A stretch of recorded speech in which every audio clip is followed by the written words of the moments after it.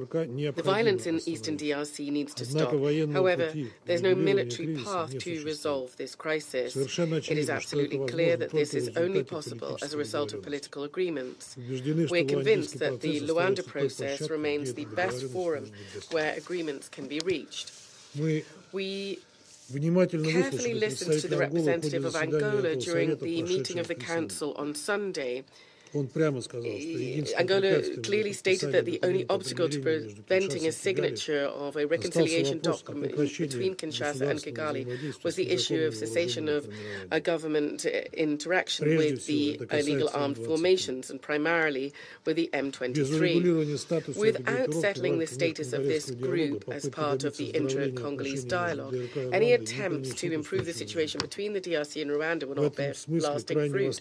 Here, there is an urgent need for the resumption of the Nairobi process and the pushing forward of similar regional initiatives. There's no alternative.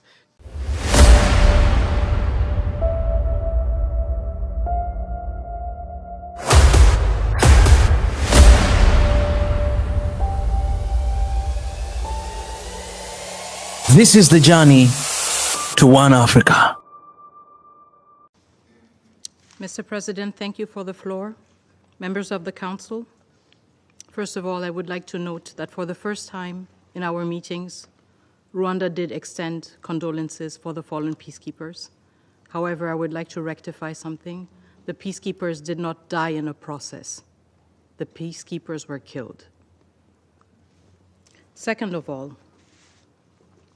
SADC forces deployment through SAMI DRC were not deployed unilaterally by the DRC, but rather with a mandate from the AU, an organization Rwanda is a part of, even if its behavior in the DRC clearly flaunts its principles. Third, the M23 excluded itself from the Nairobi process by renewing attacks against the FARDC. The government of the DRC has nonetheless expressed its willingness to re-include the M23 in the Nairobi process. We reject Rwanda's obsession and attempts to elevate the M23 to the level of an interlocutor deemed fit to sit at the same table as a legitimate government. 30 years down the line, we have never stooped to the level of expecting and demanding from Rwanda to talk to its brothers and sisters, the FDLR, who are still in our country. We have not stooped to that level. Fourth, on regime change, we will remind the Rwandan delegation that the M23 and the AFC has repeatedly expressed its intent to march in Kinshasa. The very M23 Rwanda forces are backing right now. There is a subtlety that should not go amiss between words and actions.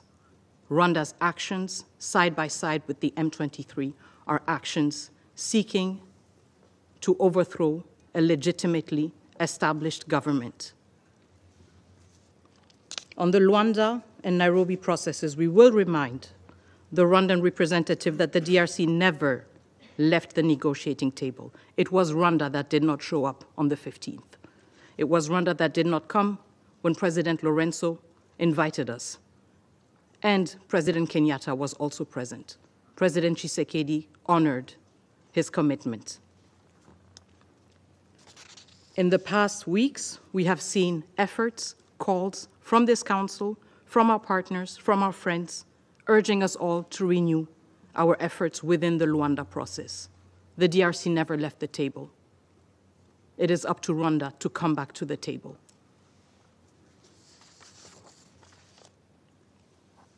I would also like to remind the Council that in this very session, the government of the DRC, through my own statement, condemned all attacks against diplomatic missions in the DRC. We do this in our concern to abide by and respect international law. However, we have yet to hear Rwanda explain to us what its efforts have been to abide by international law and to respond to the violations it has been found guilty of in the DRC. Violations of the Charter, violations of international humanitarian law, violations of international human rights law. Members of the Council, I would like to close with what has brought us back here in less than 48 hours. Rwanda's outright contempt for this Council and its declaration that it will not, for the Council and the Council's declaration, and its demonstration that it is in the deluded belief that there is a Rwandan exception when it comes to international law. But what has also brought us here is the Council's choice 2 days ago to opt for words and not for actions. This Council is not unable to take actions. In fact, it is uniquely equipped to take actions.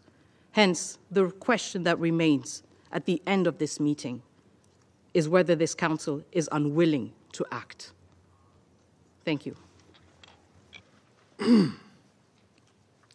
I thank Her Excellency Ms. Kayikwamba Wagner for her statement. And I now give the floor to the representative of the Russian Federation. Господин председатель, Mr. President, благодарим we'd заместителя like to thank the спецпредставителя Deputy Генерального Special секретаря Representative of the Vivian Secretary General, van Vivian der van der Per, for her briefing. Приветствуем We участие в заседании welcome министра to иностранных the дел meeting the Minister of Foreign Affairs of the Democratic Republic of Congo, Teresa Banga, and the representative of the other countries who've requested the floor under Rule 37. Distinguished colleagues, 2 days ago we met in this chamber and discussed the worrisome developments in the situation in the eastern DRC. Over the past 48 hours, the situation has significantly deteriorated, especially with the seizure of Goma, where there are more than 1 million civilians located. Russia firmly condemns the actions of M23. We call for a swift cessation of hostilities and a withdrawal of the rebels of the illegal armed formation from the towns, villages and territory they have seized. We also urge external forces to cease their support for M23 and to recall their military units. There's a need without delay to resume the negotiation process in Rwanda. We must not allow a spillover of the escalation which could threaten the lives of people on both sides of the border and is likely to turn into an interstate conflict on a regional scale. We are seriously concerned by the humanitarian repercussions of what's going on. In front of our very eyes, the already difficult situation in North Kivu is turning into an utter humanitarian disaster. Goma de facto is cut off from the outside world. This may have serious consequences for the inhabitants of the town and the IDPs who have fled there. Once again, we would like to express our condolences to the families of the civilian victims of the DRC, the UN peacekeepers, and the fallen SADC soldiers. We stand in solidarity with the governments of the DRC and those states who've lost their service personnel.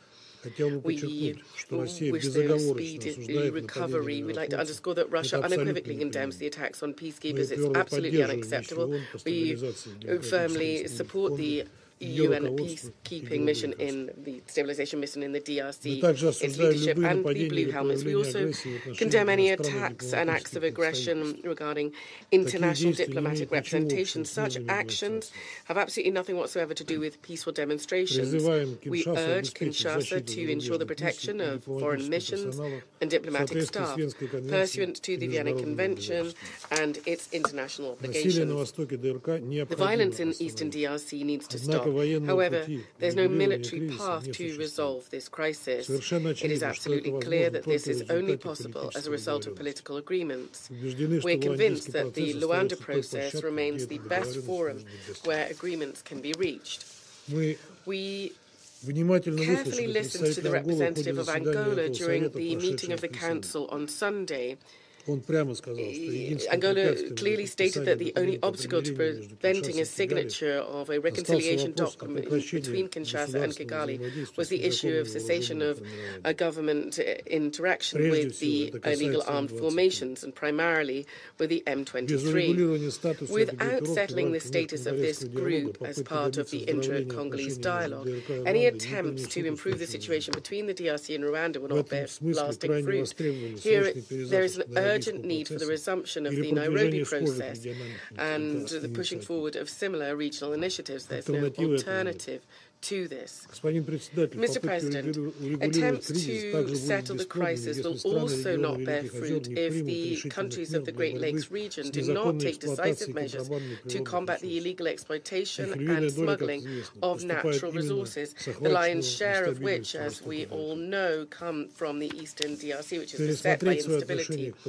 There's a need for extra-regional players and large transnational corporations to review their relationship with the use of these resources, because in their interest there's this ongoing illegal supply of blood minerals. These states have all instruments available to them to stop the hot phase, so to speak, of the conflict and to exert pressure on the parties so they return to negotiations. They must be harnessed to protect people's lives and to stop the suffering of hundreds of thousands of civilians. Unfortunately, we've all seen that the statement of the Council has not stopped the M23, and those who support this group from seizing Goma and continuing their hostilities. Russia, from its side, will do everything possible, including through here in the Council, to stop the escalation and to restore prospects for diplomatic settlement in the interest of stabilizing the situation in the eastern DRC. Thank you very much indeed.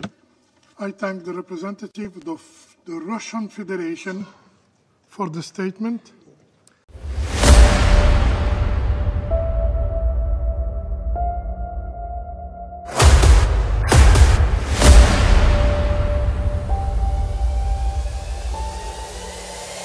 This is the journey to one Africa.